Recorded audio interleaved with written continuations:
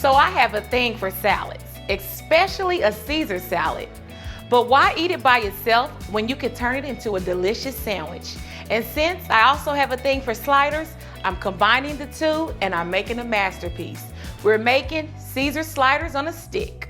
To make these, you'll need ground chuck, flat leaf parsley, salt, pepper, sliced white bread, olive oil, Caesar dressing, tomato slices, romaine lettuce leaves, Parmesan cheese, and 4-inch wooden picks or skewers cut in half.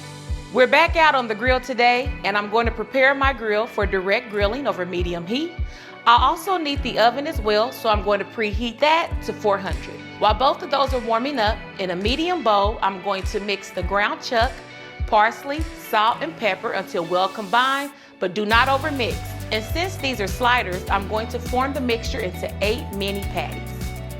When the grill is hot, place the burgers on the rack, cover and cook for 5 minutes or until the internal temperature reaches about 160.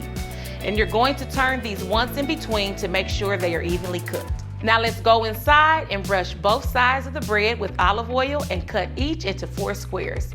Then place the squares in a single layer on the cookie sheet and bake for 3 minutes until toasted. Burgers are done, the bread is toasted. Now let's get to making these sandwiches. Take 1 piece of toast, spread on 1½ teaspoons of the Caesar dressing, top with 1 sliced tomato, a burger patty, 2 slices of cheese, 3 pieces of lettuce, and 1 more piece of toast for the top. Look at how cute and scrumptious these are.